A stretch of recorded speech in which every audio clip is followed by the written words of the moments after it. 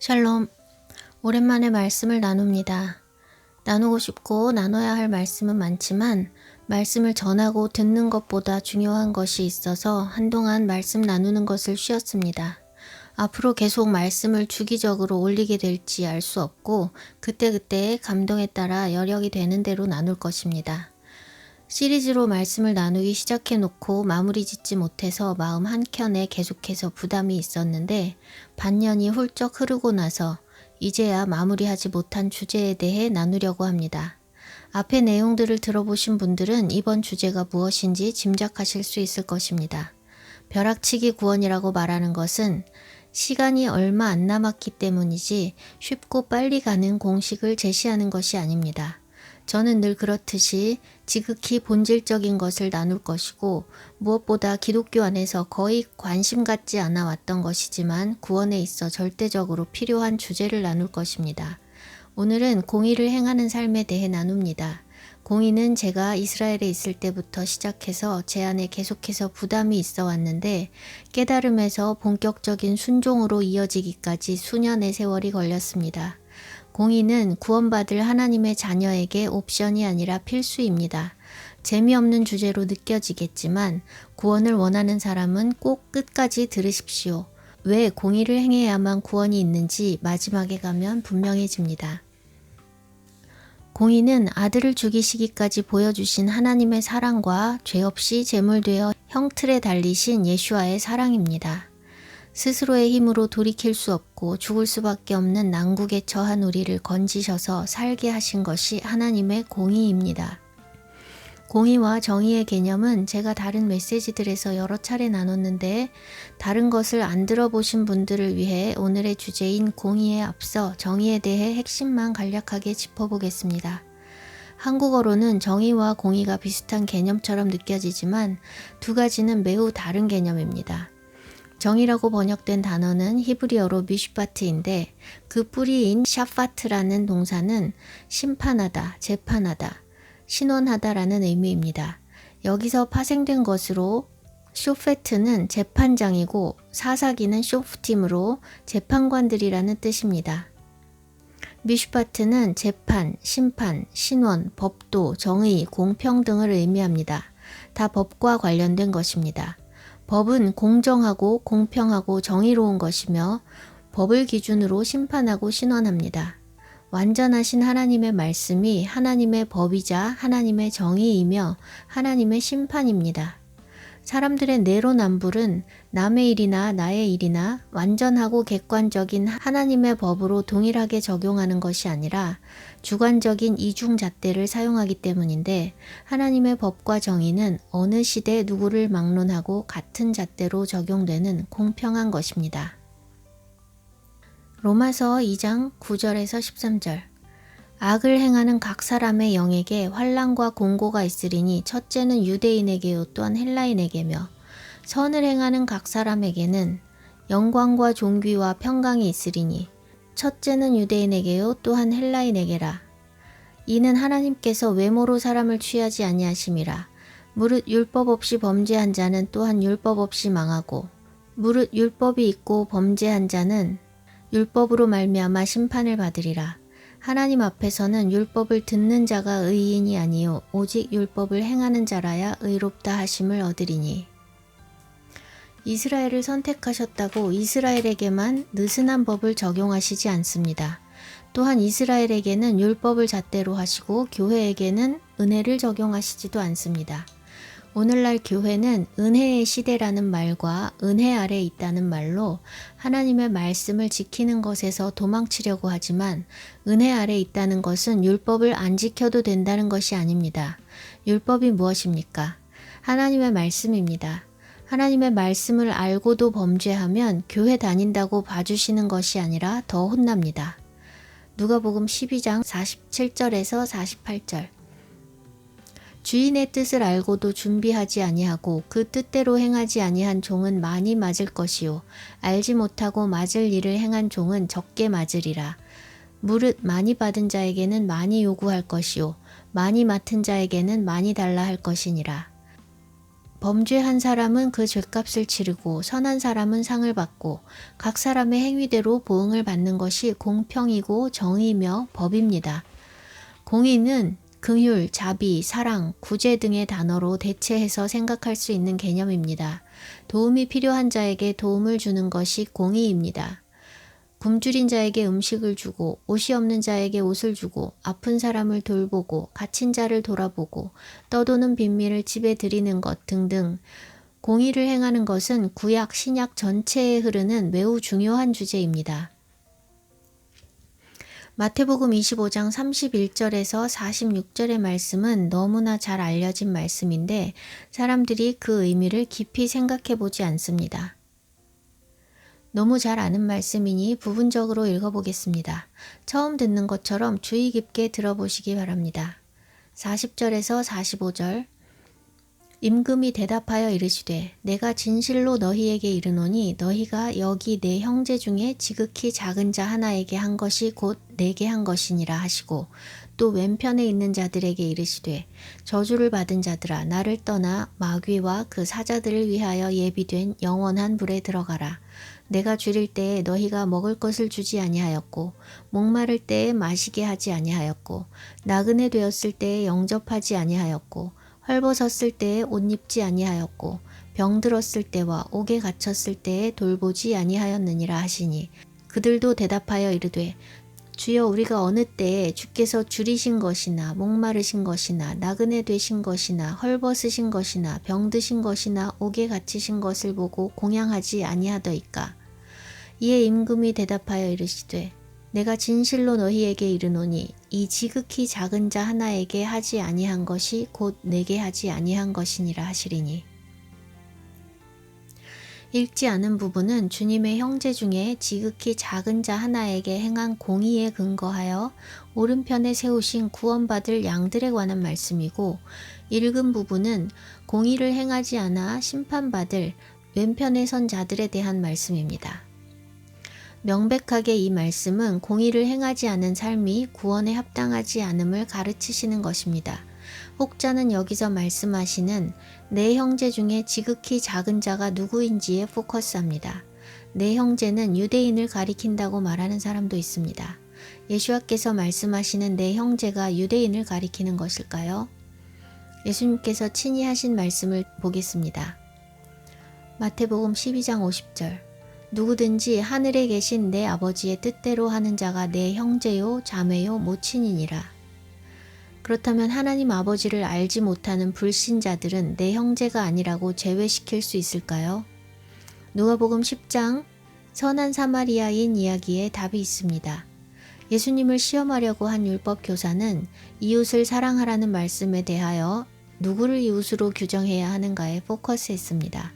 그런데 예수님은 그가 사랑해야 할 이웃이 누군가에 대해 정의를 내려주시지 않았습니다. 율법사의 관점에서는 강도당한 자가 내 이웃이냐 아니냐가 중요했습니다. 내 이웃이면 돕고 내 이웃이 아니면 안 도우려는 것이지요. 그런데 예수님께서는 이렇게 말씀하십니다. 내 생각에는 이 세 사람 중에 누가 강도 만난 자의 이웃이 되겠느냐? 이웃의 범위를 설정하는 것이 아니라 이웃의 개념을 조명해 주시는 것입니다. 강도당한 사람이 나와 가까운 형제인지 낯선 사람인지 신자인지 불신자인지가 중요하지 않습니다. 어려움에 처한 사람이라면 그가 누구건 간에 돕는 자가 이웃이며 내 스스로 이웃이 되라고 말씀하시는 것입니다. 또 예수님은 내 원수를 사랑하라고 말씀하셨습니다. 누가 내 이웃인가를 따지면 결코 원수를 사랑할 수 없지만 내가 이웃이 되기로 하면 원수의 이웃이 되어 사랑하는 것입니다. 마태복음 5장 44절에서 48절 나는 너희에게 이르노니 너희 원수를 사랑하며 너희를 박해하는 자들을 위하여 기도하라. 이같이 한즉 하늘에 계신 너희 아버지의 아들이 되리니 이는 하나님이 그 해를 악인과 선인에게 비추시며 비를 의로운 자와 불의한 자에게 내려주심이라. 잠언 25장 21절에서 22절 내 원수가 배고파 하거든 음식을 먹이고 목말라 하거든 물을 마시게 하라. 그리하는 것은 핀 숯을 그의 머리에 놓는 것과 일반이요 여호와께서 내게 갚아주시리라. 베드로전서 3장 8절에서 9절 마지막으로 말하노니 너희가 다 마음을 같이하여 체휼하며 형제를 사랑하며 불쌍히 여기며 겸손하며 악을 악으로 욕을 욕으로 갚지 말고 도리어 복을 빌라. 이를 위하여 너희가 부르심을 입었으니 이는 복을 유업으로 받게 하려 하심이라. 원수와 악한 자들에게도 원수로 대하지 말고 사랑으로 대하라고 우리를 부르셨다고 말씀하십니다. 그렇게 행하지 않으면 부르심에 합당한 삶이 아니니 하나님의 자녀라 할 수 없는 것입니다. 나사로와 부자 이야기는 너무나 잘 알려진 이야기입니다. 유대인들의 생각에 따르면 나사로와 부자 둘 다 구원받아야 할 아브라함의 혈통입니다. 그들이 죽어서 각각 아브라함의 품과 음부로 갔는데 왜 그런 결말이 된 것인지 짐작할 수 있도록 주어진 구절은 단 3절뿐입니다. 누가복음 16장 19절에서 21절. 한 부자가 있어 자색 옷과 고운 베옷을 입고 날마다 호화로이 연락하는데 나사로라 이름한 한 거지가 헌대를 앓으며 그 부자의 대문에 누워 부자의 상에서 떨어지는 것으로 배불리려 하매 심지어 개들이 와서 그 헌대를 핥더라. 왜 부자는 음부에 가고 나사로는 아브라함의 품에 안겼는지 여기에 기록되지 않은 다른 이유가 있겠지 하고 생각하는 사람들도 있지만 이 짧은 이야기에 그 이유가 포함되어 있습니다. 부자가 음부로 간 것은 자색 옷과 고운 베옷을 입고 날마다 호화로운 잔치를 할 만큼 풍족하게 사는데 자기 집 문 앞에 있는 거지를 돌보는 공의를 행하지 않고 자기 배만 불렸기 때문입니다. 도움이 필요한 자를 매일 자기 눈으로 보면서도 편안하게 자기 배만 불릴 수 있다는 것은 그가 하나님의 자녀가 아니라는 것을 증명합니다. 하나님을 안다면 하나님께서 사랑하시는 영혼을 못 본 척하며 자기만 잘 먹고 잘 살 수 없습니다. 이런 말씀들에 비춰볼 때 마태복음 25장에서 말하는 형제 중에 지극히 작은 자가 누구인지에 포커스하는 것은 율법 교사가 자기 이웃만 사랑하려고 누가 이웃인지를 여쭈었던 동기와 다르지 않습니다. 형제든 원수든 불신자든 낯선 사람이든 도움이 필요한 자를 돕는 것이 공의이며 하나님께서 우리에게 요구하시는 것입니다. 마태복음 5장 46절에서 48절. 너희가 너희를 사랑하는 자를 사랑하면 무슨 상이 있으리요? 세리도 이같이 아니하느냐? 또 너희가 너희 형제에게만 무난하면 남보다 더하는 것이 무엇이냐? 이방인들도 이같이 아니하느냐? 그러므로 하늘에 계신 너희 아버지의 온전하심과 같이 너희도 온전하라. 죄인과 불신자들과 같이 최소한의 것만 행하며 이 정도면 됐겠지 하지 말고 공의를 행하며 하나님과 같이 온전하라는 것입니다. 법을 지키고 남에게 해끼치지 않는 것, 받은 만큼 돌려주는 것으로 온전해질 수 없습니다. 많은 사람들은 자기가 얻을 유익이 있는 대상에게 선물하기를 좋아하는데 공의는 돌려받을 수 없는 자에게 주는 것입니다. 하나님 아버지께서 온전하신 것 같이 우리도 온전하기 위해서는 나와 상관없는 자나 원수일지라도 긍휼히 여기고 선을 베푸는 공의를 행함으로써 하나님 아버지의 자녀됨을 드러내야 하는 것입니다. 그리고 그것은 해도 그만 안 해도 그만인 옵션이 아니라 우리의 구원과 심판을 결정짓는 절대적인 잣대가 됩니다. 하나님께서 아브라함을 선택하시고 그 자손을 통해 열방을 복주시겠다고 말씀하실 때 그를 선택하신 목적이 분명하게 제시되어 있습니다. 믿음으로 말미암은 자들이 아브라함의 자손입니다. 이 말씀은 이스라엘 안에 남은 자와 접붙임 받은 그리스도인들, 즉 믿음 안에 있는 모든 사람들에게 하시는 말씀입니다. 창세기 18장 19절에서 20절. 아브라함은 강대한 나라가 되고 천하 만민은 그를 인하여 복을 받게 될 것이 아니냐. 내가 그로 그 자식과 권속에게 명하여 여호와의 도를 지켜 의와 공도를 행하게 하려고 그를 택하였나니 이는 나 여호와가 아브라함에게 대하여 말한 일을 이루려 함이니라.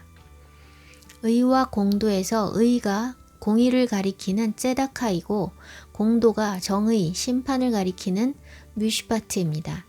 하나님의 자녀, 하나님의 백성이라는 정체성은 뮤시파트와 ጼ다카, 정의와 공의로서 확립되고 입증됩니다. 하나님을 믿는다고 하면서 불법을 행하고 공의를 행하지 않는다면 하나님께 속한 자녀가 아닌 것입니다. 우리가 구원을 받는 것은 하나님의 정의에 따른 것이 아니라 공의로 인한 것입니다. 정의는 법이라고 했습니다. 하나님의 정의, 법대로 하자면 우리는 모두 영벌에 처해질 수밖에 없고 우리의 힘으로 그 벌을 면할 길이 없습니다. 100만 원을 빚지면 100만 원만큼 일해서 갚으면 되고 1000만 원을 빚지면 1000만 원만큼 일해서 갚으면 되지만 수천조 원을 빚졌다면 평생을 일해도 갚을 수 없습니다. 10,000달란트 빚진 종이 우리 모두를 가리킨다는 것은 모두가 잘 압니다. 1달란트는 600데나리온 혹은 20년 품삯이라고 말합니다. 1달란트가 20년 품삯이면 10,000달란트는 20만 년의 품삯입니다. 갚으려야 갚을 수 없는 빚입니다. 이제 인류 역사 7,000년이 되어가는데 20만 년의 품삯이라면 가문이 자자손손 일하며 갚아도 갚을 수 없는 금액입니다. 더구나 이것은 가문의 빚이 아니고 각자의 빚입니다. 빚은 죄를 말하는 것입니다. 마태복음 5장 26절에서 내가 한 푼이라도 남김이 없이 다 갚기 전에는 결코 거기서 나오지 못하리라 말씀하신 것에서 형제에게 죄 지은 것을 빚 갚는 것으로 말씀하고 계십니다. 마태복음 6장 주기도문에 우리가 우리에게 죄 지은 자를 사하여 준 것 같이 우리 죄를 사하여 주시옵고, 여기서 죄라고 번역된 단어는 원래 빚을 말합니다. 10,000달란트 빚진 것도 죄 지은 것을 가리키는 것입니다. 우리의 힘으로는 결코 그 빚을 갚을 수 없고 하나님의 정의와 법대로 하면 우리는 구원받을 수가 없는 존재입니다. 그래서 예수님께서 돌아가셨어야 했던 것이고 그것이 바로 하나님의 공의입니다. 하나님의 법과 정의대로 집행하면 우리는 사망인데 우리를 살리기 위해 하나님의 정의를 무너뜨릴 수는 없습니다. 예수님께서 우리 대신 죄값을 치르지 않으신 채로 우리의 죄가 무죄 처리된다면 하나님의 공의가 하나님의 정의를 무너뜨리는 것이니 하나님은 그렇게 행하실 수 없습니다. 그래서 우리가 받아야 할 법의 심판을 예수 그리스도께서 대신 받으시고 우리는 공의를 입게 된 것입니다. 하나님께서는 결코 모순되게 행하실 수 없으니 그분의 공의가 정의를 무너뜨리지 않도록 정의에 합당하게 공의를 행하셨습니다. 하나님께서 하나님의 자녀에게 요구하시는 것이 정의와 공의인데 정의를 먼저 적용하시면 심판 외에는 방법이 없으니 공의를 먼저 적용하셔서 우리가 구원을 얻었습니다. 그렇다면 우리가 구원받은 이후의 삶은 어떤 삶이어야 할까요? 자격 없는 자를 불쌍히 여기셔서 먼저 자격을 주셨다면 그 자격을 갖추어 나가야 하지 않겠습니까? 은혜를 입었으니 법을 지키고 또한 은혜를 베푸는 자가 되어야 하는 것입니다. 자격 미달인데 낙하산으로 취업한 사람이라도 일단 취업이 되고 나면 그 자리에 합당한 자격을 갖춰 나가는 것이 도리입니다. 자격 미달인데 예수님 낙하산으로 하나님의 자녀가 된 사람들이 하나님의 은혜로 구원을 받았으니 행위는 필요 없고 율법을 안 지켜도 된다고 생각하는 것은 빽만 믿고 능력도 없는데 게으름까지 피우는 낙하산 취업자와 다를 바가 없습니다. 부르심에 합당한 삶으로 변화되지 않으면 광야에서 멸망당한 이스라엘 백성들과 같이 멸망당하게 됩니다. 우리 안에 선한 것이 없고 우리의 힘으로 구원받을 수 없는 것은 예수 그리스도를 믿고 난 이후에도 마찬가지입니다. 예수님을 믿었다고 갑자기 선해집니까? 아니면 더디게라도 선해질까요? 죽을 때까지 하나님의 말씀을 매일 읽고 묵상하면 억울한 일을 당해도 하나도 억울하지 않고 화나는 일을 당해도 화가 나지 않고 왼뺨을 맞으면 자동으로 오른뺨까지 내밀게 될까요? 우리의 죄된 본성은 죽는 날까지 그것이 건드려지고 자극될 때마다 반응합니다. 로마서 8장을 잘 묵상해 보십시오. 우리의 육신은 정죄받았고 육신의 생각은 사망이며 하나님과 원수가 된다고 기록하고 있습니다. 정죄받은 육신은 변하여 새롭게 될 수 없습니다. 육신의 본성이 변화되어 선해지고 의로워지는 것이 불가능하기 때문에 우리가 거듭나야 하는 것입니다. 영으로 다시 태어나는 것입니다. 선한 척, 경건한 척, 다 이룬 척하며 권위주의적인 오래된 종교인들과 사역자들에게 속지 마십시오. 다 아는 척, 다 이룬 척하는 그들의 모습에 속아 나도 언젠가 저 목사님, 선교사님, 권사님, 장로님, 집사님처럼 말씀도 잘 알고 선해질 수 있겠지 하는 망상에 빠지면 망합니다. 의인이 하나도 없고 우리 안에 선한 것이 없다고 말씀이 기록하고 있습니다. 예수님께서는 바리새인들을 회칠한 무덤이라고 꾸짖으셨습니다. 속에는 더러운 것들 뿐인데 겉만 아름답게 꾸몄기 때문입니다. 바리새인과 세리의 차이는 회칠을 했냐 안 했냐, 즉 깨끗한 척을 했느냐 안 했느냐의 차이입니다. 바리새인도 세리도 우리 모든 사람들의 속에도 더러운 것이 가득합니다. 그런데 의로운 척하는 바리새인들이 아니라 누가 봐도 죄인인, 다시 말해서 아름다운 척 꾸미지 않고 죄인임을 고백하는 세리가 의롭다 하심을 받았다 말씀하셨습니다. 무엇이 죄인지는 바리새인들이 더 잘 압니다. 그러니 더러운 속내가 보이지 않도록 겉을 포장하는 것입니다. 그러나 하나님을 알았더라면 더러운 자신을 포장하고 외식하는 대신에 그 모습 그대로 십자가의 은혜 아래 들어가기를 선택했을 것입니다. 신앙의 연수나 직분에 속지 마십시오. 거듭나지 못했다면 신앙의 연수가 수십 년이 되어도 의의 말씀을 깨닫지 못합니다. 거듭나지 못한 사람은 해를 거듭할수록 자라가는 것이 아니라 회칠이 두꺼워지고 완고해지며, 거듭난 사람은 의의 말씀을 깨달으며 자라갑니다. 거듭났다고 해도 선하거나 의롭다고 말할 수 없습니다. 정죄받은 육신이 아직 살아있기 때문입니다. 의로운 것은 영이신 하나님의 말씀이며 우리의 육신은 죽을 때까지 약한 것입니다. 다만 하나님의 영의 인도하심을 따라 살면 정죄받은 육신이 반응할 때 그것을 다스릴 능력이 생기는 것입니다. 그런데 많은 사람들이 이미 사형 선고받은 육신을 오냐오냐 잘 대해주며 영의 말씀으로 육을 다스리지 않습니다. 영과 육이 싸우는 이 여정이 끝날 때까지 착한 척, 의로운 척, 다 이룬 척 하지 말고 빛 가운데 죄를 드러내고 씻음 받아야 합니다. 하나님께서 공의를 베푸셔서 구원의 여정이 시작되었을 뿐, 그 여정이 마무리될 때 하나님은 그분의 정의와 법의 잣대로 우리를 판단하실 것이기 때문입니다. 그런데 우리가 죽는 날까지 의로울 수 없는 존재라면 마지막에 하나님의 법의 잣대로 우리를 판단하실 때 결국 불합격될 수밖에 없는 것 아닐까요? 그것에 대한 답은 뒤에 다시 나누겠습니다. 구원에 관한 메시지는 반복적으로 나눴는데 너무 중요하기 때문에 계속 반복할 수밖에 없습니다. 칼빈주의 예정론이나 한 번 구원은 영원한 구원, 행위는 필요 없고 믿음만으로 구원받는다는 등 사실상 구약과 율법을 폐기 처분한 이단적인 신학에 속아 멸망당하지 않기 위해서는 성경적인 구원의 원리를 반드시 바르게 깨달아야 합니다. 구원을 이루어가기 위해서는 성경이 말씀하는 구원의 길을 따라야 하는데, 길 자체를 못 찾고 있다면 구원받았다는 확신은 참사를 부르는 착각일 뿐이니 계속해서 강조하는 것입니다. 예수님께서 10계명을 2계명으로 압축해서 말씀해 주셨습니다. 첫째 되는 계명은 마음과 뜻과 힘을 다해, 마음과 목숨과 뜻을 다해 하나님을 사랑하는 것입니다. 첫 계명은 10계명 중에 앞에 5계명, 기독교식으로 하면 앞에 4계명을 압축한 것입니다. 하나님을 섬기는 법에 대한 계명들입니다. 하나님을 어떻게 섬겨야 하는지 간략하게 핵심만 짚어주신 몇 개의 계명을 한마디로 하면 하나님을 죽도록 사랑하라는 것입니다.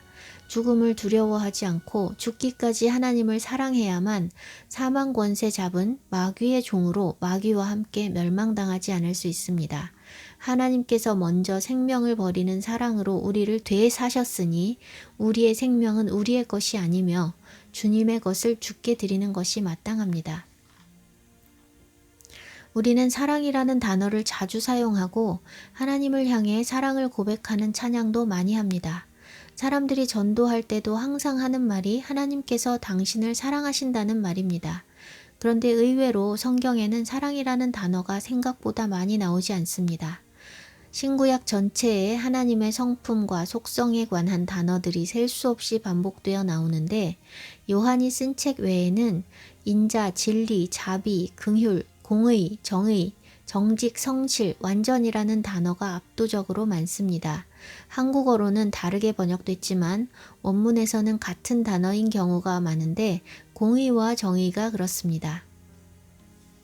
예수님과 가장 친밀했던 요한은 그가 쓴 복음서와 서신을 통해 그러한 하나님의 속성들이 다 하나님의 사랑으로 귀결되는 것을 보여주고 있습니다.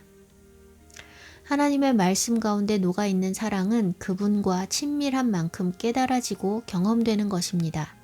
성경 전체에 하나님의 사랑이 흐르고 있는데 그렇다면 하나님을 향한 우리의 사랑은 무엇으로 알 수 있을까요? 요한복음 14장 15절 너희가 나를 사랑하면 나의 계명을 지키리라. 21절 나의 계명을 가지고 지키는 자라야 나를 사랑하는 자니 나를 사랑하는 자는 내 아버지께 사랑을 받을 것이요 나도 그를 사랑하여 그에게 나를 나타내리라. 요한일서 2장 3절에서 5절 우리가 그의 계명을 지키면 이로써 우리가 저를 아는 줄로 알 것이요 저를 아노라 하고 그의 계명을 지키지 아니하는 자는 거짓말하는 자요 진리가 그 속에 있지 아니하되 우리가 누구든지 그의 말씀을 지키는 자는 하나님의 사랑이 참으로 그 속에서 온전케 되었나니 이로써 우리가 저 안에 있는 줄을 아노라. 하나님을 사랑하는 것은 입술의 고백이 아니라 하나님의 말씀을 지키는 것으로 드러납니다. 사랑한다고 말하는 것은 누구라도 할 수 있지만 그분의 말씀대로 행하는 것은 그분을 사랑하는 자만 가능합니다.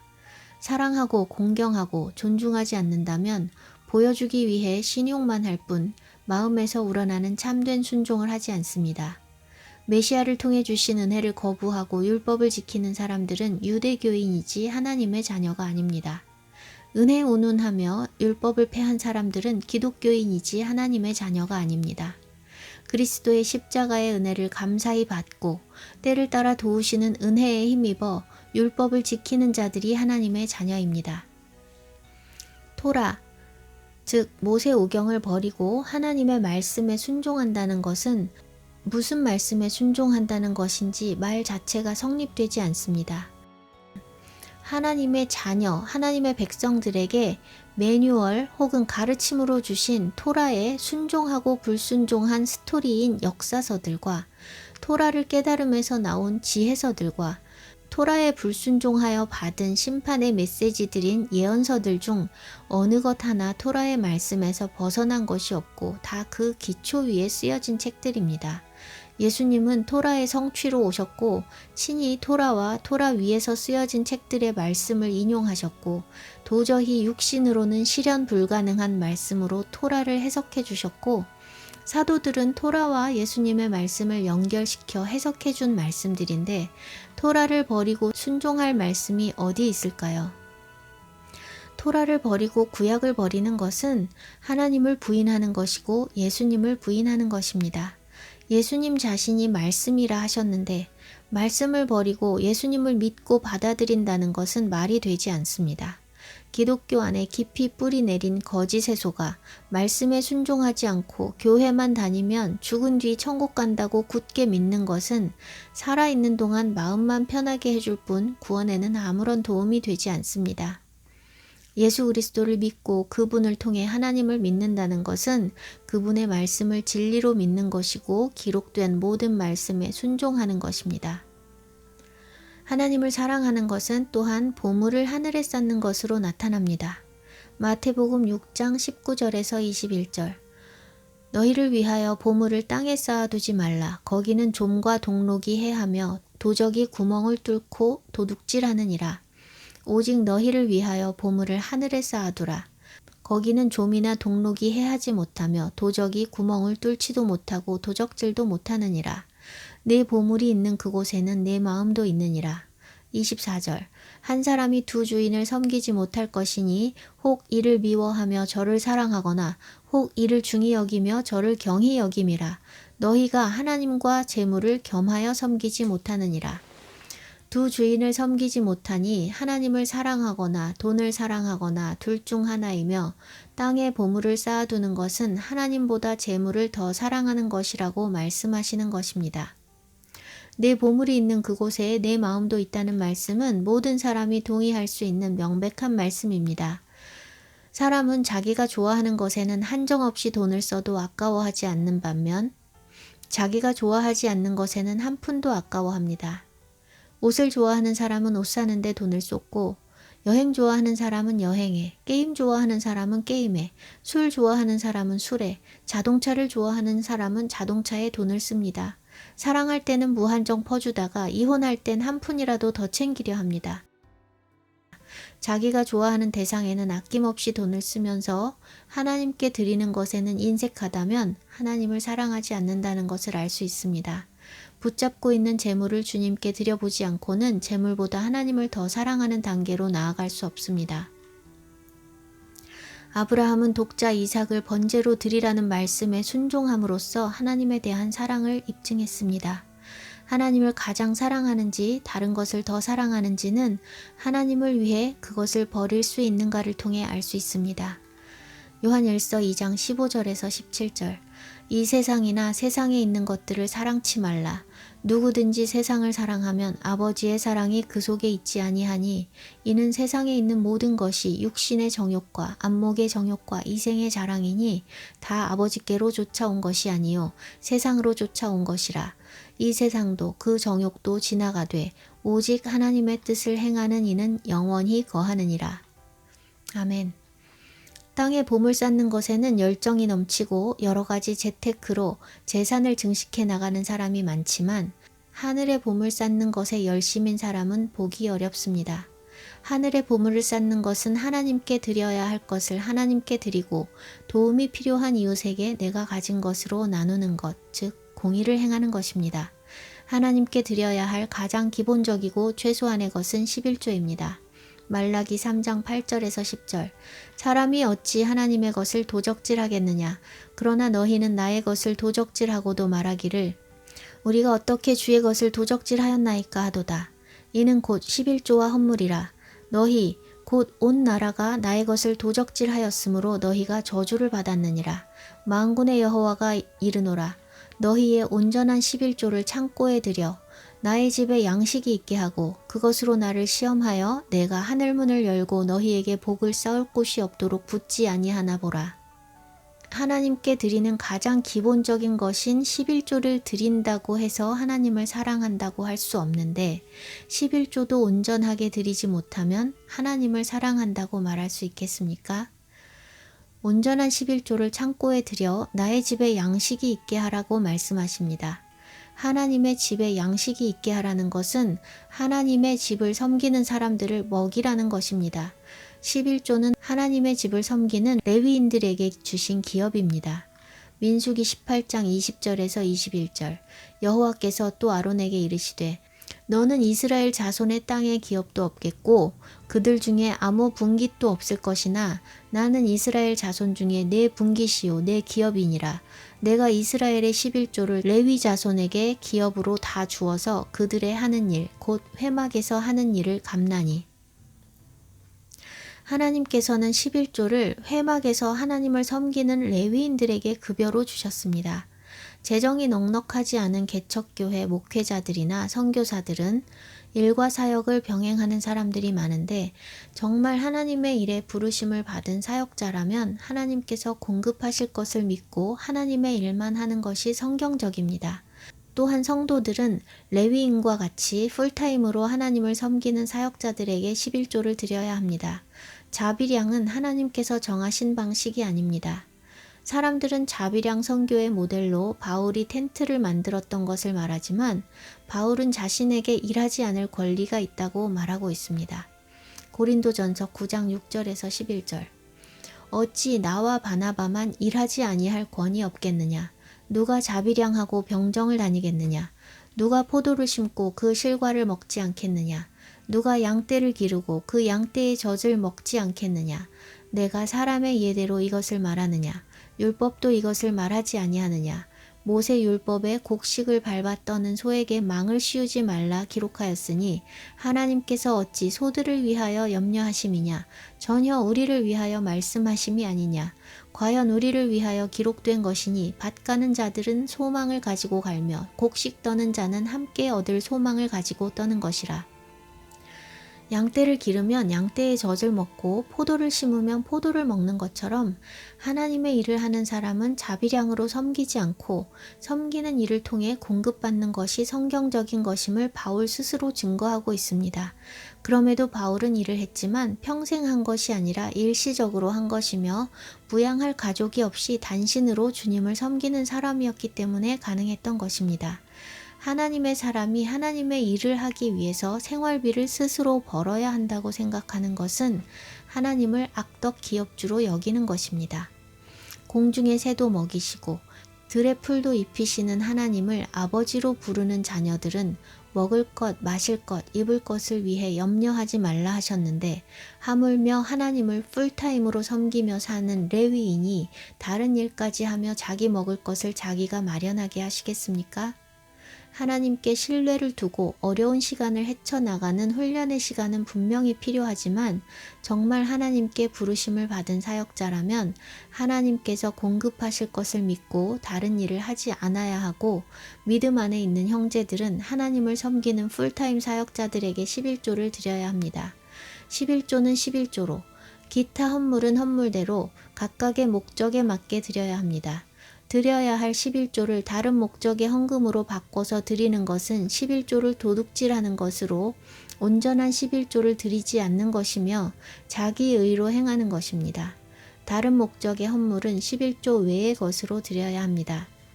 하나님께 드리는 것에 인색하지 않기 위해 제가 20년 전부터 해오던 방식은 10의 2조를 떼어놓는 것입니다. 10의 1조는 11조로 드리고 나머지 10의 1조는 주로 섬김과 구제에 사용하고 드려야 할 곳은 항상 넘쳐나니 필요에 따라 언제든 드릴 수 있도록 미리 떼어놓고 손대지 않습니다. 그땐 말씀도 잘 알지 못했지만 주님께 드릴 때에 인색해지기 싫어서 그렇게 했던 것인데 세월이 흘러 말씀을 알게 되니 주님께서 저를 성경적으로 인도하셨다는 것을 깨닫게 되었습니다.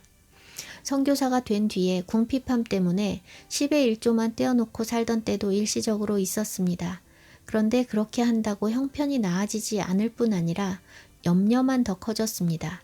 염려로 인해 움켜쥐려 하면 하나님께서는 더 나누게 하셔서 주님께서 공급자이심을 기억하며 살게 하셨습니다. 10의 2조를 떼어놓지만 지나고 나서 가계부를 보면 10의 2조를 넘어서 10의 3, 4조, 5, 6조가 되곤 합니다. 주신이 드릴 수 있는 것이고 드리니 또 갚아주시는 것입니다. 신명기 14장에는 11조로 먹고 마시라는 말씀이 나오는데 하나님께서 11조를 레위인들에게 주신다고 말씀하셨으니 그 11조가 아니라 또 다른 11조이며 28절에는 매 3년 끝에 또 다른 11조가 나타납니다. 하나님의 말씀은 서로 모순될 수 없습니다. 언급되는 11조가 다 동일한 11조를 말하는 것이 아니며 각각의 헌물은 그 용도대로 사용되어야 합니다. 마가복음 7장 11절에서 13절 너희는 가로되 사람이 아비에게나 어미에게나 말하기를 내가 드려 유익하게 할 것이 고르반 곧 하나님께 드림이 되었다고 하기만 하면 그만이라 하고 제 아비나 어미에게 다시 아무 것이라도 하여 드리기를 허하지 아니하여 너희의 전한 유전으로 하나님의 말씀을 폐하며 또 이 같은 일을 많이 행하느니라. 부모에게 드려야 할 것으로 하나님께 드렸다 말하며 부모에게 나몰라라 하는 것도 책망하시는데 하나님께 드려야 할 각각의 것들을 다 따로 드리기 아까워서 11조를 나눠서 이것도 하고 저것도 하는 것은 전능하신 하나님 앞에서 눈 가리고 아웅하는 것이 아니겠습니까? 하나님께 드려 레위인을 섬기는 11조와 부모를 섬기는 것, 나그네와 빈민과 고아와 과부를 섬기는 구제는 다 하나님께서 따로 명하신 것이니 11조를 여러 헌금으로 분할해서 드리거나 이것저것 돌아가며 다른 용도의 헌물로 드리는 것은 다 말씀대로 행하지 않는 것입니다. 두 번째로 보물을 하늘에 쌓는 것은 도움이 필요한 이웃을 위해 흘려보내는 것, 즉 공의를 행하는 것입니다. 공의를 행하는 것은 하나님의 자녀된 증거이고 돌이켜 회개했다는 증거이며 회개에 합당한 열매입니다. 부자와 나사로 이야기를 살펴본 바와 같이 부자의 죄는 자기 집 문 앞에 나사로를 돌보지 않은 것 외에 다른 죄가 나타나지 않습니다. 그런데 그 열매로 그의 신앙이 어떤 것인지 가늠할 수 있습니다. 내가 잘 먹고 잘 사는 것에만 관심이 있고 도움이 필요한 자들을 외면하고 있다면 부자와 같은 결말을 피할 수 없습니다. 말씀에 다 순종하고 하나님께 드릴 11조와 여러 가지 헌물을 다 드렸다 해도 이웃을 돌보지 않는다면 구원받기에 부족하다는 것을 부자 청년에게 하신 말씀을 통해 알 수 있습니다. 마태복음 19장 20절에서 21절. 그 청년이 가로되 이 모든 것을 내가 지키었사오니 아직도 무엇이 부족하니이까?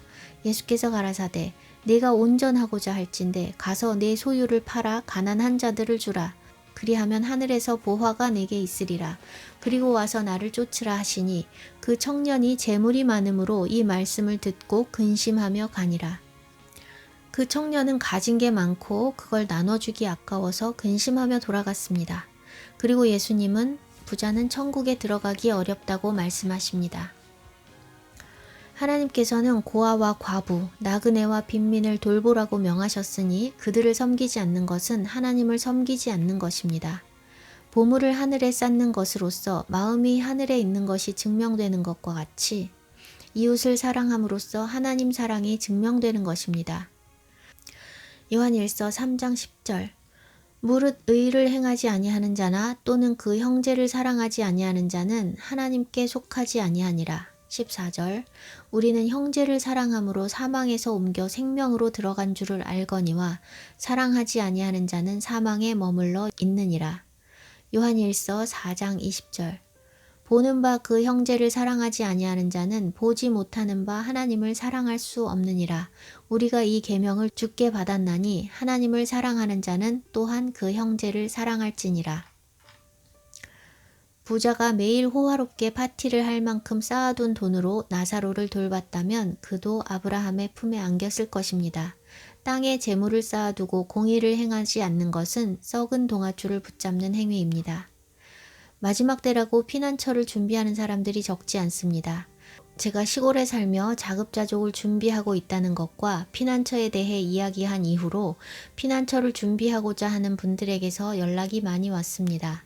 저도 처음 시골로 내려왔을 때는 어떻게 이끌어 가실지 막연하기만 했던 것이 사실이지만 피난처 운운하는 대부분의 사람들이 본질에서 벗어나 땅에서 살아남기 위한 잘못된 준비를 하는 것을 보며 안타까운 마음이 들었습니다. 순교를 각오해야 하는데 땅에서 살아남을 준비를 하고 있고 영적인 준비를 해야 하는데 물질적인 준비만 하고 있습니다. 땅에 보물 쌓지 말라 하시는데 주님이 언제 오실 것이라 자기들 나름으로 추측하며 그때까지 버틸 수 있는 몇 년치의 식량을 준비하고 있습니다. 어느 시점까지 버티기만 하면 구원은 자동으로 이루어지는 것으로 착각하는 것입니다. 구원에 합당한 삶을 준비하지 않고 주님 오실 때까지 버틴다고 구원받는 것이 아닙니다. 핍박을 피해 살아남기 위한 목적으로 자기들만의 성을 준비해서 몇 년치의 식량을 쌓아놓고 짐승의 표 없이는 매매할 수 없는 때를 대비하는 것은 굶지 않고 버틸 수 있는 방법이 될지는 모르나 구원과는 관계없습니다. 자기가 자기를 지키겠다고 쌓아놓고 하나님을 의지하지 않는 것이니 하나님께서 구원하실 필요가 없습니다. 환난의 때에는 생존이든 순교든 우리의 의지로 되는 것이 아니라 하나님께 달려 있습니다. 짐승의 표를 받지 않아 매매할 수 없는 때에라도 먹으며 생존할 수 있는 길은 자기 먹을 식량을 땅에 저장해 놓는 것이 아니라 하나님을 의뢰하고 하늘의 보물을 쌓는 것입니다.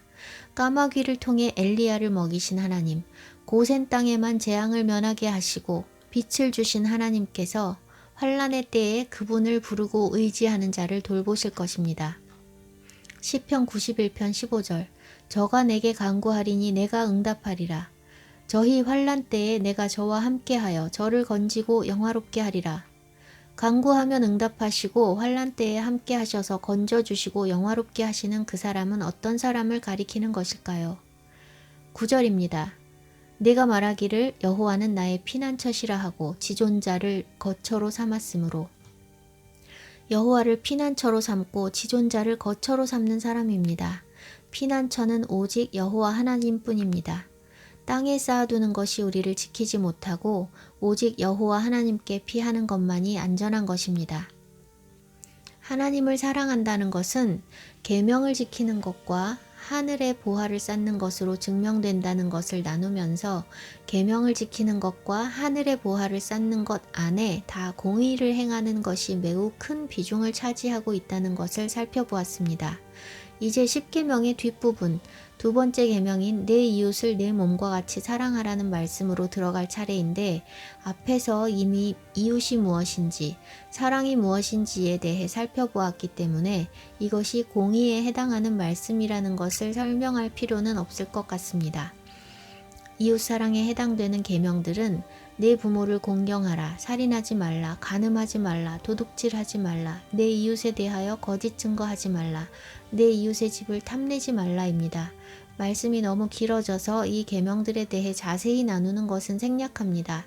이 계명들을 축약한 것이 내 이웃을 내 몸과 같이 사랑하라는 것이며, 그것이 우리가 행해야 할 공의라는 것을 기억해야 합니다. 이제 왜 공의를 행하는 것이 구원에 있어 필수 조건인지 나누겠습니다.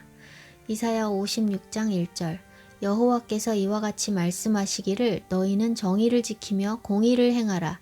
이는 내 구원이 가까이 왔고 내 공의가 나타날 것임이라. 여호와의 구원이 가까이 왔고 공의가 나타날 것이라는 것은 무슨 말씀입니까? 심판이 가까웠다는 것입니다. 심판과 구원은 동전의 양면입니다. 하나님께서 심판하실 때 누군가는 구원을 받습니다. 악을 심판하시기까지 고통당하던 의인에게는 하나님의 심판의 때가 구원의 때가 되는 것입니다. 구원과 공의가 가까워졌으니 정의를 지키며 공의를 행하라고 말씀하시는 것은 시간이 얼마 없으니 구원의 때, 즉 심판의 때에 심판을 받는 것이 아니라 구원을 받을 수 있도록 벼락치기로라도 빨리 준비하라고 귀띔해 주시는 것입니다. 구원받을 준비가 바로 정의를 지키며 공의를 행하는 것이라고 말씀하시는 것입니다. 정의를 지키는 것은 불법을 버리고 법대로 행하는 것, 하나님의 계명을 지키는 것이라고 앞서 말했습니다. 공의를 행하는 것에 대해서도 길게 설명했습니다. 공의를 행하는 것에 대해서는 도움이 필요한 자에게 도움을 주는 것에 포커스해서 나눴는데, 앞서 언급했던 것처럼 공의는 자비, 긍휼, 인자, 사랑과 같은 개념으로 꼭 재물을 써서 섬기는 것만 말하는 것은 아닙니다. 많은 경우 사람들의 필요를 돌볼 때 재정이 들어가게 되긴 하지만 그렇지 않은 경우도 많습니다. 위로가 필요한 사람에게 위로를 전하는 것, 병간호가 필요한 사람에게 간호로 섬겨주는 것, 자신에게 범죄한 사람을 용서해주는 것, 갇힌 자를 돌보는 것, 친구가 필요한 외로운 사람들에게 말동무가 되어주는 것, 무거운 짐을 힘겹게 들고 가는 사람의 짐을 함께 들어주는 것 등등 셀 수 없이 많습니다. 그리고 가장 중요한 것은 멸망을 향해 달려가는 영혼에게 복음을 전해 구원으로 이끄는 것입니다. 그런데 영혼에 대한 긍휼이나 사랑이 없이 그저 복음을 전해야 한다니까 전하는 것은 능력도 없을 뿐 아니라 참 복음일 수도 없습니다. 참된 복음을 소유한 사람은 영혼에 대한 긍휼과 사랑에서 복음을 전하고자 하는 열정과 동기가 나오게 되니 긍휼 없이 전할 수 없습니다. 우리가 공의를 행하고 긍휼히 여기는 것은 하나님의 공의와 긍휼이 우리에게 임하게 하는 가장 확실한 길입니다. 땅에서 행하는 공의가 환난 때에 우리를 지키고 구원에 이르게 합니다. 공의가 우리를 구원한다는 것과 관련한 말씀은 셀 수 없이 많아서 다 나누기 어렵습니다. 저는 몇몇 구절만 읽을 것이지만 앞으로 말씀을 읽을 때 공의, 의라는 단어를 주의해서 보시면 놀랍도록 많은 말씀이 우리에게 공의로 이끌고 계심을 발견하게 될 것입니다. 잠언 11장 4절, 재물은 진노하시는 날에 무익하나 공의는 죽음에서 건지느니라. 18절, 악인의 삭은 허무하되 공의를 뿌린 자의 상은 확실하니라. 19절, 공의를 굳게 지키는 자는 생명에 이르고 악을 따르는 자는 사망에 이르느니라. 24절, 흩어 구제하여도 더욱 부하게 되는 일이 있나니 과도히 아껴도 가난하게 될 뿐이니라. 잠언 12장 28절, 공의로운 길에 생명이 있나니 그 길에는 사망이 없느니라. 13장 6절, 공의는 행실이 정직한 자를 보호하고 악은 죄인을 패망하게 하느니라. 잠언 15장 9절, 악인의 길은 여호와께서 미워하셔도 공의를 따라가는 자는 그가 사랑하시느니라. 잠언 19장 17절 가난한 자를 불쌍히 여기는 것은 여호와께 구워드리는 것이니 그의 선행을 그에게 갚아주시리라. 잠언 21장 3절 공의와 정의를 행하는 것은 제사 드리는 것보다 여호와께서 기쁘게 여기시느니라. 잠언 21장 21절 공의와 인자를 따라 구하는 자는 생명과 공의와 영광을 얻느니라. 잠언 24장 11절에서 12절 너는 사망으로 끌려가는 자를 건져주며 살육을 당하게 된 자를 구원하지 아니하려고 하지 말라. 네가 말하기를 나는 그것을 알지 못하였노라 할지라도 마음을 저울질 하시는 이가 어찌 통찰하지 못하시겠으며 내 영혼을 지키시는 이가 어찌 알지 못하시겠느냐. 그가 각 사람의 행위대로 보응하시리라. 이사야 58장 6절에서 12절 나의 기뻐하는 금식은 흉악의 결박을 풀어주며 멍에의 줄을 끌어주며 압제당하는 자를 자유케 하며 모든 멍에를 꺾는 것이 아니겠느냐. 또 줄인 자에게 내 식물을 나눠주며 유리하는 빈민을 내 집에 들이며 벗은 자를 보면 입히며 또 내 골욕을 피하여 스스로 숨지 아니하는 것이 아니겠느냐. 그리하면 내 빛이 아침같이 비칠 것이며 내 치료가 급속할 것이며 내 의가 내 앞에 행하고 여호와의 영광이 내 뒤에 호위하리니 네가 부를 때에는 나 여호와가 응답하겠고 내가 부르짖을 때에는 말하기를 내가 여기 있다 하리라. 만일 내가 너희 중에서 멍에와 손가락질과 허망한 말을 제하여 버리고 줄인 자에게 내 심정을 동하며 괴로워하는 자의 마음을 만족케 하면 내 빛이 흑암 중에서 발하여 내 어두움이 낮과 같이 될 것이며 나 여호와가 너를 항상 인도하여 마른 곳에서도 내 영혼을 만족케 하며 내 뼈를 경고케 하리니 너는 물된 동산 같겠고 물이 끊어지지 아니하는 샘 같을 것이라. 이사야 58장에 하나님께서 기뻐하시는 이 금식에 대한 내용이 다 공의에 해당되는 내용이며 그에 대한 상급입니다. 공의를 행하면 내 빛이 아침같이 비치고 내 치료가 급속하고 내 의가 내 앞에 행하고 여호와의 영광이 내 뒤에 호위하신다 말씀하십니다. 하나님께서 다 책임지시고 뒤를 봐주시는 어마어마한 축복이 약속된 것입니다. 물된 동산, 물이 끊어지지 아니하는 샘, 또 뒤이어 나오는 엄청난 축복들, 이것이 공의를 행하는 자에게 주시는 약속입니다. 탐나지 않으십니까? 이 약속을 취하지 못하면 심판일 뿐 중간은 없기 때문에 탐나지 않아도 열심으로 추구해야 합니다. 아까 나누다가 덜 나눈 부분이 있습니다. 우리는 죽을 때까지 죄된 육신을 입고 있으니 죄에서 자유로울 수 없고 죄를 범할 수밖에 없습니다. 정의의 잣대로는 우리가 구원받을 수 없으니 정의의 잣대를 대속제물이신 예수님께 돌리시고 우리에겐 공의를 먼저 적용하셔서 구원의 길을 여셨다고 나눴습니다. 그러나 정의의 잣대가 우리에게 영원히 해당되지 않느냐 하면 결코 그렇지 않습니다. 각 사람에게 그의 행위대로 갚으신다는 말씀이 신구약에 수차례 나타나는데 그것이 정의, 법대로 집행하시는 것을 말합니다. 바울도 말합니다. 로마서 2장 6절 하나님께서 각 사람에게 그 행한 대로 보응하시되 각 사람이 행한 것에 근거하여 구원이든 심판이든 결정되는 것입니다. 로마서 4장 25절 이 예수를 하나님이 그의 피로 인하여 믿음으로 말미암는 화목제물로 세우셨으니 이는 하나님께서 길이 참으시는 중에 전에 지은 죄를 간과하심으로 자기의 의로우심을 나타내려 하심이니 간과하심이라는 표현이 나오는데 헬라어 파레시스는 패스오버, 넘어간다는 뜻입니다. 6월절에 어린 양의 피를 바른 집은 넘어가 주신 것처럼 어린 양 예수 그리스도를 믿는 자는 그 믿음으로 말미암아 그 죄들을 못 본 척 넘어가 주신다는 것입니다. 그런데 앞으로 지을 모든 죄들까지가 아니라 전에 지은 죄들을 말씀하시는 것입니다. 예수 믿기 전 무지할 때의 죄들을 넘겨주시는 것은 하나님의 공의이고 믿은 이후에 계속 죄를 범한다면 그 죄를 묵과해 주실 수 없는 것은 하나님의 정의입니다.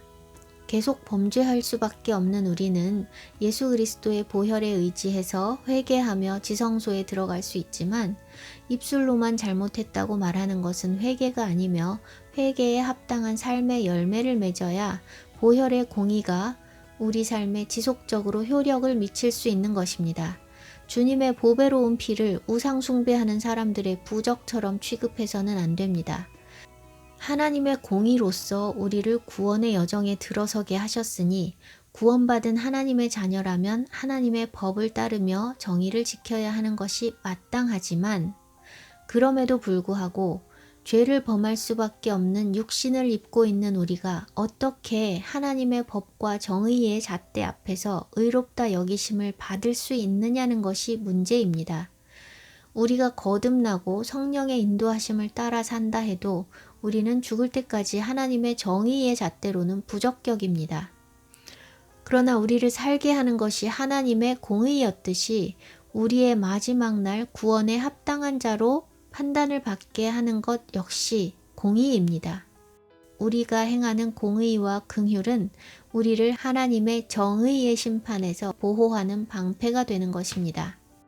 마태복음 6장 14절에서 15절 너희가 사람의 잘못을 용서하면 너희 하늘 아버지께서도 너희 잘못을 용서하시려니와 너희가 사람의 잘못을 용서하지 아니하면 너희 아버지께서도 너희 잘못을 용서하지 아니하시리라. 만달란트 탕감받은 자의 비유에서 알 수 있듯이 우리가 긍휼히 여김을 받았으면 긍휼을 베풀어야 합니다. 100데나리온 빚진 자를 용서했더라면 만달란트는 끝까지 면제되는 것이었으나 100데나리온 빚진 자를 용서하지 않았기 때문에 자신에게 임했던 긍휼이 취소되었습니다. 바울은 로마서 1장에 사망의 형벌에 해당하는 죄들을 나열하고 있는데 한 구절만 보겠습니다. 로마서 1장 31절 우매한 자요, 배약하는 자요, 무정한 자요, 무자비한 자라. 무정한 자는 사랑이 없는 자, 무자비한 자는 자비, 긍휼이 없는 자를 말하는 것입니다. 공의, 긍휼, 사랑이 없는 것이 사망의 형벌에 해당한다는 것을 말씀하고 있습니다. 마태복음 25장 양과 염소 이야기에서 아까 읽지 않았던 부분을 지금 읽어보겠습니다. 34절에서 40절 그때에 임금이 그 오른편에 있는 자들에게 이르시되 내 아버지께 복받을 자들이여 나와 창세로부터 너희를 위하여 예비된 나라를 상속받으라. 내가 줄일 때에 너희가 먹을 것을 주었고 목마를 때에 마시게 하였고 나그네 되었을 때에 영접하였고 헐벗었을 때에 옷을 입혔고 병들었을 때에 돌보았고 옥에 갇혔을 때에 와서 보았느니라. 이에 의인들이 대답하여 이르되 주여 우리가 어느 때에 주께서 줄이신 것을 보고 음식을 대접하였으며 목마르신 것을 보고 마시게 하였나이까. 어느 때에 나그네 되신 것을 보고 영접하였으며 헐벗으신 것을 보고 옷 입혔나이까. 어느 때에 병드신 것이나 옥에 갇히신 것을 보고 가서 배웠나이까 하리니 임금이 대답하여 이르시되 내가 진실로 너희에게 이르노니 너희가 여기 내 형제 중에 지극히 작은 자 하나에게 한 것이 곧 내게 한 것이니라 하시고 이들이 행한 것이 공의, 자비, 긍휼입니다. 그들은 그것이 하나님께 한 것이라고 생각하지 않았으나 하나님께서는 지극히 작은 자의 필요를 돌본 것을 하나님께 한 것으로 간주하셨습니다. 그리고 그들은 그 행한 공의에 근거해 구원받을 자로 분류되었습니다. 마찬가지로 공의를 행하지 않은 무리들은 그것으로 인해 멸망받을 자로 분류되었습니다. 공의를 행한 자들이나 공의를 행하지 않은 자들이나 하나님의 법을 완전하게 순종하는 삶을 살 수는 없습니다. 정의의 기준으로 보면 믿는 사람이나 안 믿는 사람이나 거듭난 자나 거듭나지 못한 자나 마찬가지로 구원에 합당할 수 없지만 마지막까지 하나님의 공의로 의롭다 하심을 얻을 수 있는 비결은 받은 긍휼과 공의에 감사하며 자신도 이웃에게 긍휼과 공의로 행하는 것입니다. 야고보서 2장 13절 긍휼을 행하지 아니하는 자는 긍휼 없는 심판이 있으리라. 긍휼은 심판을 이기고 자랑하느니라. 구원받고 싶으십니까? 긍휼을 행하고 공의를 행하십시오.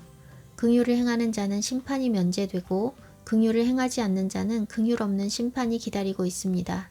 우리가 구원받는 것은 시작부터 끝까지 하나님의 긍휼과 공의가 필요합니다. 그리고 하나님의 공의와 긍휼이 우리에게서 거둬지지 않는 길은 우리가 공의를 행하는 길밖에 없습니다. 마지막 때이고 심판이 가깝다는 것, 주님이 곧 오신다는 것을 많은 사람들이 알고 있습니다. 그런데 알고 있는 것만큼 준비되고 있지 않은 것이 현실입니다. 왜냐하면 어떻게 준비해야 하는지 알지 못하고 주님이 당장이라도 오실 것 같은 징조가 나타날 때까지 기다리고 있기 때문입니다. 정말 준비되기 위해서는 주님이 오시는 때를 추측하는 것을 멈추고 오늘 밤에 내 영혼이 거둬들여질 수 있다는 것을 생각해야 합니다. 오늘 밤이 나의 마지막 밤이라 해도 지금 내가 살고 있는 모습 그대로 좋은지 돌아보아야 합니다. 쓰지도 못할 것을 너무 쌓아놓지 않았는지, 갚지도 못한 빚이 쌓여있지 않은지, 용서해야 할 사람을 용서했는지, 용서 구해야 할 사람에게 용서를 구했는지, 부모를 잘 섬겼는지, 도움이 필요한 사람을 외면하지 않았는지, 거듭나지도 않은 사람들이 이 정도면 됐겠지 생각하는 경우를 많이 봅니다. 구원에 착각을 하고 사는 것입니다.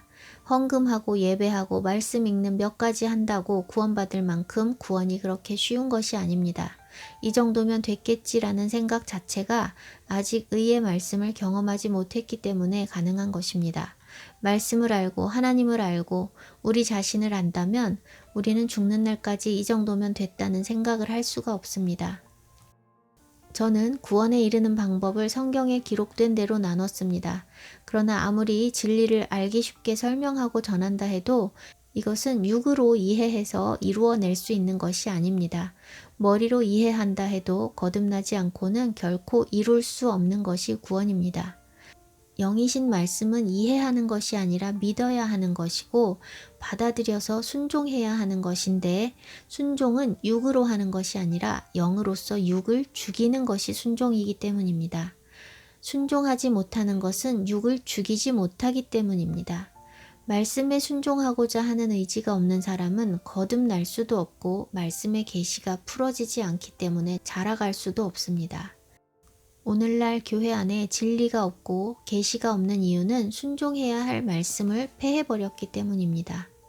하나님의 말씀은 하늘과 땅이 없어질 때까지 1.1획도 없어지지 않고 다 성취될 진리입니다.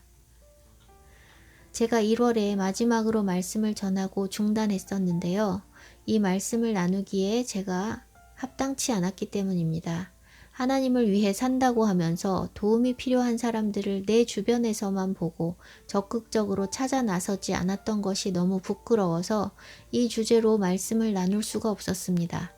한편으로는 말씀을 전하는 저나 제 말씀을 듣는 사람들이나 너무 배부르다는 마음이 강하게 들어서 어떤 말씀이든 나누는 것이 무의미하다는 생각에 말씀을 중단했던 것입니다. 이제 주님의 때가 되었는지 갑자기 주님께서 마음에 부담을 주셔서 지금도 자격은 없지만 순종하는 마음으로 전했습니다. 제가 나누는 말씀들은 많은 사람이 듣기 좋아하는 내용이 아니지만 하나님께서 전하게 하시는 것은 사람들이 듣기 원하는 것이 아니라 들어야 하는 말씀이니 저는 사람들이 듣든 안 듣든 주님께서 주시는 주제로만 전할 것입니다. 하나님께서 모든 사람이 구원에 이르기를 원하시는 것처럼 저도 모든 사람이 듣고 구원에 이르길 바라지만 좁은 길에는 사람이 적다 하셨으니 한 영혼이라도 듣고 구원에 이르게 하실 것을 믿고 기도하며 전합니다. 공의는 성경 전체에 흐르는 매우 광대하고 깊은 주제라 한 번의 말씀으로 다 다룰 수가 없어 일부만 다뤘을 뿐입니다. 구원을 이루고자 하시는 분은 각자 더 깊이 묵상하시기 바랍니다. 말씀을 중단한 6개월간 공의를 행하도록 이끄시고 주님께서 행하신 일들도 조금 나누려 했는데 말씀이 너무 길어져서 다음에 기회 되면 나누겠습니다. 기도하겠습니다. 하나님의 깊고 넓고 크신 사랑을 조금씩 더 알아갈 수 있도록 허락해 주신 은혜에 감사드립니다. 그 깊은 사랑을 저 혼자만 알고 누리는 것이 아니라 나눌 수 있게 하시고 들어야 할 영혼들이 듣게 해주셔서 감사합니다. 우리의 행위와 우리의 의로는 결코 이룰 수 없는 구원을 우리에게 허락하시기 위해 독생자 예수님을 죽이시고 그분을 믿음으로 우리를 거듭나게 하사 산소망에 이르게 하시고 썩지 않고 더럽지 않고 쇠하지 않으며 우리를 위해 예비하신 유업에 이르게 하시는 하나님을 찬양합니다. 아들을 죽이신 하나님의 은혜와 자신을 제물로 드리신 예수 그리스도의 공의로 말미암아 우리를 의롭다 칭해 주신 주님을 찬양합니다. 그 은혜에 합당한 열매를 맺는 삶이 될 수 있도록 우리를 이끌어 주십시오. 하나님의 공의로 말미암아 하나님을 아버지라 부를 수 있게 된 은혜가 얼마나 크고 놀라운 것인지 잊지 않게 해주시고 받은 긍휼에 합당하게 긍휼을 베푸는 삶이 되도록 인도해 주십시오. 썩어 없어질 땅의 것을 바라보지 않고 영원히 서는 하나님의 말씀을 믿고 바라며 살기 원합니다. 말씀을 깨닫게 하시고 말씀으로 이끌어 주시고 말씀으로 육신을 다스릴 수 있도록 도와주십시오. 오늘 주신 말씀을 통해 우리의 삶이 구원에 합당한 열매를 맺고 우리의 공의의 삶을 통해 하나님을 모르는 영혼들이 하나님을 알고 구원에 이를 수 있게 역사해 주십시오. 말씀을 듣고 반응하여 순종하기 원하는 영혼들에게 더 깊은 계시를 열어주시고 그들을 위해 예비하신 주님의 길로 이끌어 주십시오. 말씀 주시고 일하시는 주님을 찬양하고 모든 영광을 주께 드리며 아름답고 존귀하신 예수야의 이름으로 기도합니다. 아멘.